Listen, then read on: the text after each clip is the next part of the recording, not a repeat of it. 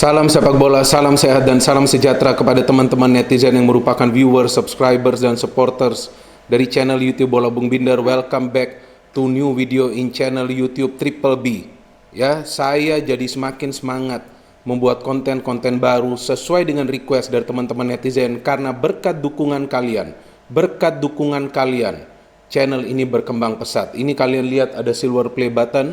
Oke, ini sudah ketiga atau keempat kali saya tegaskan lagi bahwa ini saya dapat silver play button berkat support dari kalian. Jadi tanpa kalian, Binder Singh is nothing. Oke, ini saya tidak bluffing, saya katakan sejujur-jujurnya dari dalam hati saya. Saya sangat berterima kasih support dari teman-teman netizen yang telah berikan ke channel ini dan juga secara pribadi ke saya karena saya tahu begitu banyak DM yang kalian kirimkan ke akun Instagram saya. Ada begitu banyak request dan sekarang saya penuhi salah satu request tersebut, yakni begitu banyak DM yang masuk, begitu banyak komentar yang kalian berikan, ya artinya request ya di kolom komentar beberapa video saya agar saya membuat konten tentang Manchester United atau kebangkitan dari Manchester United. Kenapa saya tidak membuatnya terlebih dahulu?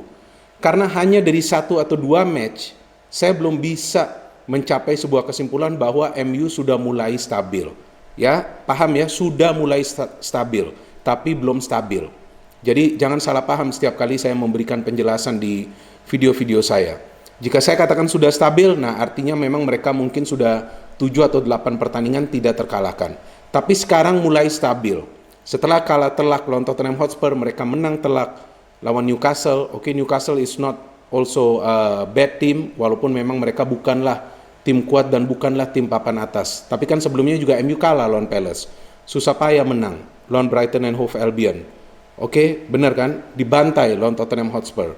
Ya, beda halnya di Piala Liga di mana mereka bisa menang karena ya lawannya juga tim-tim dari kasta atau level yang berbeda lah tentunya kalau menurut saya.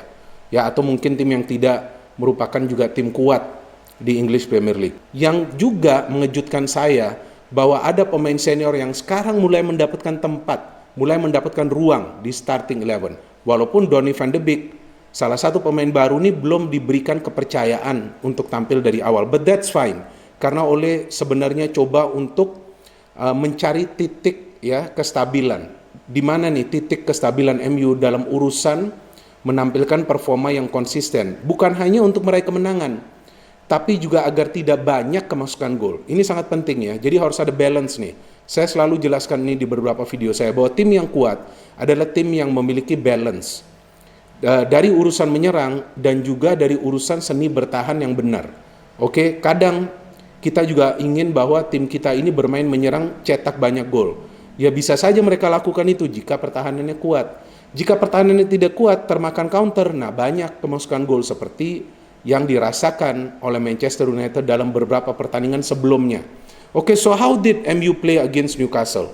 Oke, kalau saya melihat cara bermainnya ini tidak berubah. Cepat menekan ke depan, mengandalkan pergerakan tanpa bola para pemain yang memiliki kemampuan mencari posisi. Oke, kita tahu itu seperti Rashford, kemudian Bruno Fernandes, ya, dan juga kita tahu Daniel James sekarang yang sudah mulai masuk ke starting lineup. Greenwood jika ia bermain. Tapi lawan Newcastle United ternyata ada beberapa perubahan yang dilakukan oleh Ole yang di luar dugaan saya ya. Justru membawa kemenangan bagi Manchester United.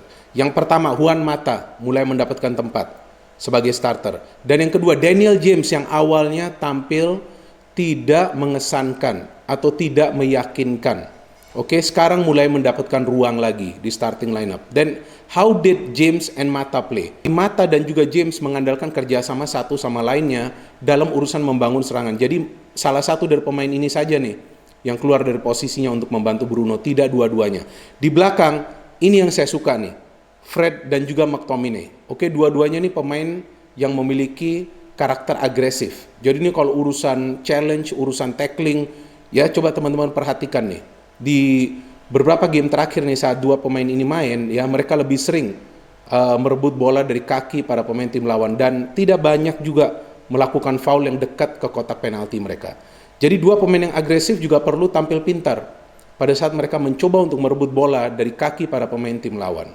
Tadi sudah saya sebut para pemain MU yang bermain di depan, di tengah, dan juga di posisi double pivot. Siapa yang di belakang nih yang akan turun lawan Newcastle? Saya mengira Harry Maguire mungkin akan diistirahatkan, tapi ternyata tetap Harry Maguire bersama juga dengan Lindelof, Wan-Bissaka, dan Luke Shaw. Hasilnya MU hanya kemasukan 1 gol, tidak banyak peluang emas dari Newcastle. Kenapa bisa begitu?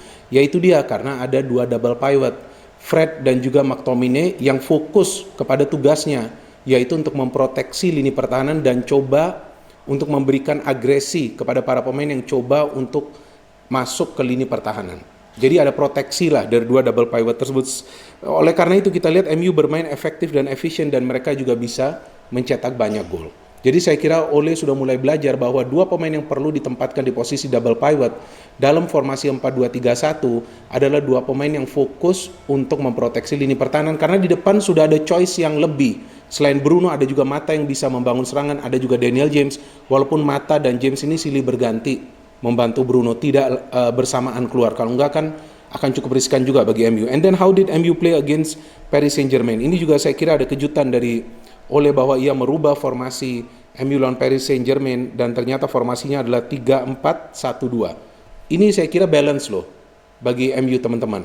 Ya, dan saya sempat memperkirakan juga bisa jadi nih formasi ini digunakan oleh Ole jika ia memainkan Donny van de Beek. Tapi ternyata memang still no place for Donny van de Beek. Tapi 2 double pivot tersebut, Fred dan McTominay, kembali dipasangkan di lini tengah. Depannya Bruno, dan kali ini mereka bermain dengan 2 striker, Rashford dan Martial, karena Martial bisa bermain di UEFA Champions League. What was the result? Luar biasa, MU bisa menang dengan skor 1-2. Di luar dugaan saya juga, saya kira mungkin maksimal MU hanya bisa meraih hasil seri, but well done Ole. Ia mulai berimprovisasi dengan taktik, jadi memang artinya Ole juga berani untuk melakukan sebuah perubahan, tentu dengan perhitungan yang matang, dan yang utama adalah untuk memproteksi lini pertahanan. De Gea tetap bermain oke, Luke Shaw, Tuanzebe bermain luar biasa di game lawan Paris Saint-Germain, dan Lindelof. Telles, what a player he is, oke, bermain di posisi wingback, dan cukup baik juga kolaborasinya dengan Wan-Bissaka. Tidak secara bersamaan maju, karena mereka juga perlu juga nih memproteksi jika ada ruang kosong yang terbuka di ruang pertahanan dari MU, karena kan 3 center back ini juga cukup riskan. Very good match and MU won, and then now the final match yang baru saja MU selesaikan lawan Chelsea, skor 0-0.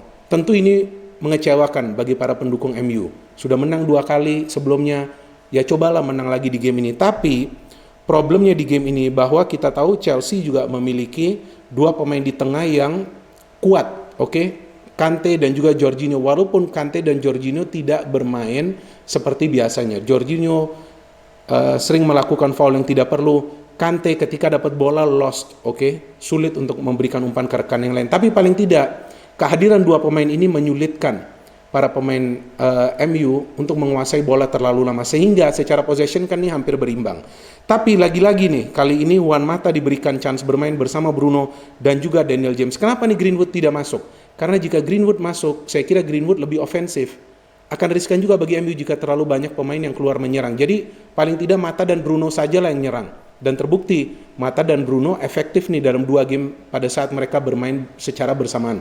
No place for Pogba, yes, still no place for Pogba, karena McTominay dan Fred fokus pada tugas mereka, yaitu betul-betul stay in position di dalam posisi double pivot, memproteksi lini pertahanan dan bermain agresif. Jadi tidak terlihat creative play dari Chelsea karena 2 pemain ini langsung gasak nih. Siapa pemain Chelsea yang kreatif mencoba untuk menusuk ke lini pertahanan.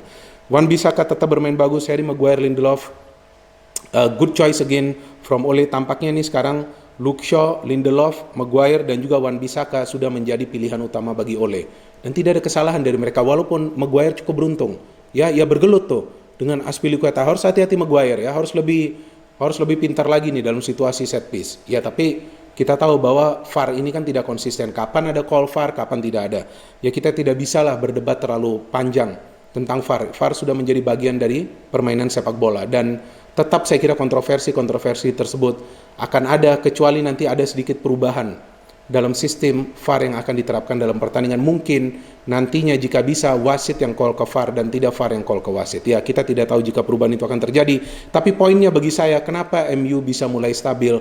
Karena Ole akhirnya paham bahwa ia perlu melakukan perubahan di posisi double pivot, tapi bukan di center back. Saya sebelumnya pernah memberikan analisa saya bahwa jika bisa Maguire diistirahatkan dulu. Ya, tapi kan saya hanya pengamat, saya bukan pelatih, bukan mantan pelatih, apalagi pelatih online. Sertifikat saja tidak ada saya, tapi kan pengamat beda sudut pandangannya. Nah, yang tahu sebenarnya itu adalah selalu pelatih. Tapi Ole justru mungkin sudah paham bahwa dengan Pogba akan terlalu banyak bermain di area double pivot yang dekat ke pertahanan, sering kehilangan bola. Itu juga menyulitkan McTominay atau juga Matic yang bermain bersamanya, jika Matic fit ya, atau jika Matic bermain. Jika defensive sistemnya ini sudah membaik, maka dalam urusan menyerang saya kira mereka tidak akan menemukan kesulitan. Karena memang sejauh ini kan dalam urusan menyerang, MU ini kan fine-fine aja. Ya, dan kita lihat lawan Newcastle, betul kan, Martial tidak bermain tapi mereka bisa menang dengan skor telak. Kemudian lawan Paris Saint-Germain, Martial main ya.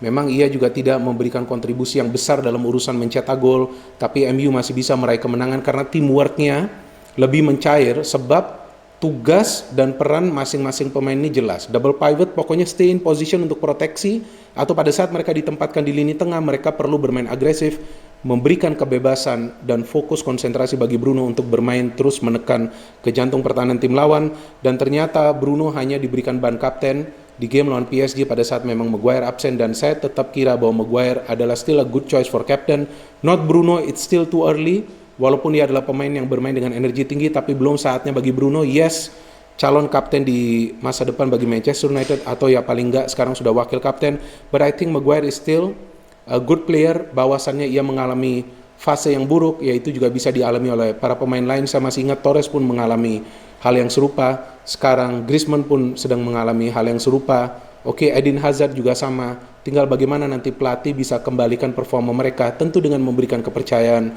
dan juga tidak langsung ya menyingkirkan mereka dari line up. Dan itulah yang namanya pelatih yang wise. Oke, ada juga pelatih-pelatih mungkin di lain klub yang melakukan hal tersebut lebih tegas lagi, yaitu dengan menyingkirkan pemain tersebut, tapi belum tentu juga itu akan memberikan efek yang positif untuk jangka waktu yang lama. Sehingga Ole juga mempertimbangkan segala sesuatunya dengan bijak. And Ole sementara memang masih menjadi pelatih MU, tapi saya kira setiap game akan menjadi semacam ujian bagi Ole, karena yang diperlukan sekarang bagi MU agar segera mereka bisa masuk ke papan atas English Premier League, and next game yang diekspektasikan MU bisa kembali menang di UEFA Champions League. Dan teman-teman perlu nonton video saya tentang preview UEFA Champions League musim 2020-2021 di grup neraka, di mana MU ada di grup neraka Champions League. Saya justru menjagokan MU akan lolos dari grupnya ya. Ingat itu. Saya menjagokan MU akan lolos dari grup tersebut bersama Paris Saint-Germain. Walaupun saya tidak menjagokan MU di game lawan Paris Saint-Germain, saya mengira bahwa MU mungkin hanya bisa meraih hasil seri atau kalah. Ya, saya mengatakan apa adanya sejujur-jujurnya. Oke, so ini dia sesuai dengan request teman-teman, saya sudah membuat analisa 3 game terakhir bagi MU, bahwa perubahan dari MU terlihat di posisi double pivot dan juga tingkat kedisiplinan para pemain mulai meningkat because they know what they have to do. Tidak ada clash of duty di antara para pemain MU, dan sekarang mereka sudah mulai stabil. Tinggal kita tunggu konsistensinya dan kita tunggu bagaimana Cavani nanti bisa membuat perubahan, dan kita tunggu kapan Donny van de Beek bisa masuk.